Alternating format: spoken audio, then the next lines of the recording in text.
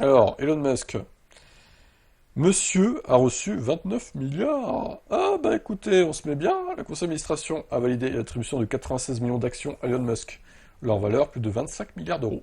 Tesla a validé un plan de rémunération de 96 millions d'actions pour Musk. Ce dernier pourra faire l'acquisition de ces actions dans 2 ans et devra les garder au moins 5 ans. Particularité, le prix de rachat est de 23,34 $, soit leur prix d'exercice au moment de l'adoption du plan de rémunération du patron en 2018.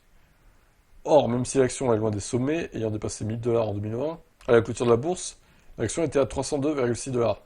Ça valorise donc pour l'instant ces 96 millions d'actions à environ 29 milliards, soit plus de 25 milliards d'euros. Alors, c'est là que tu te dis que c'est quand même surcoté, en fait, l'action Tesla, quoi. Cette rémunération intérimaire a été officialisée par l'entreprise via un document déposé auprès du régulateur boursier américain, ce lundi 4 août.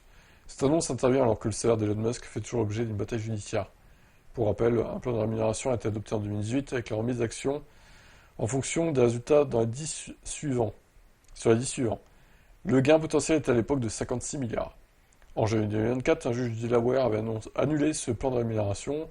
La justice avait estimé que le processus d'approbation du conseil d'administration de Tesla était vicié et inéquitable puisque pour les actionnaires ont revalidé le plan courant 2024. Et la justice du Delaware l'a rejeté par la suite.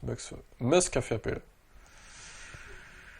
Alors, communiqué de presse quand même, pour se justifier de ce move, grâce à la vision et le leadership unique d'Elon, Tesla passe de son rôle de leader des secteurs des véhicules électriques et des énergies renouvelables à celui de leader de l'IA, de la robotique et des services associés. Musk avait menacé de partir s'il n'était pas bien payé pour ses services. Bon, c'était du bluff, on va pas se mentir.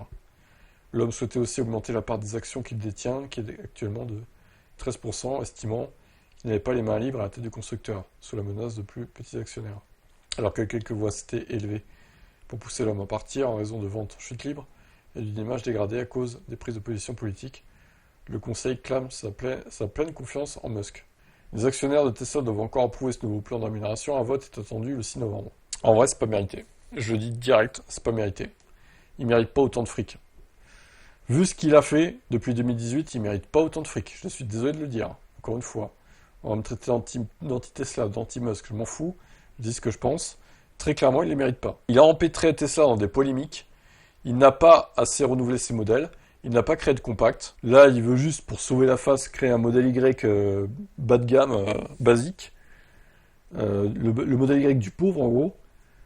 Pour moi, c'est pas suffisant. Non. Donc, pas mérité, tout cet argent. Désolé, Elon. Je sais que t'en as rien à foutre de mon avis, mais je le dis quand même. Argent pas mérité. Rends l'argent, Elon.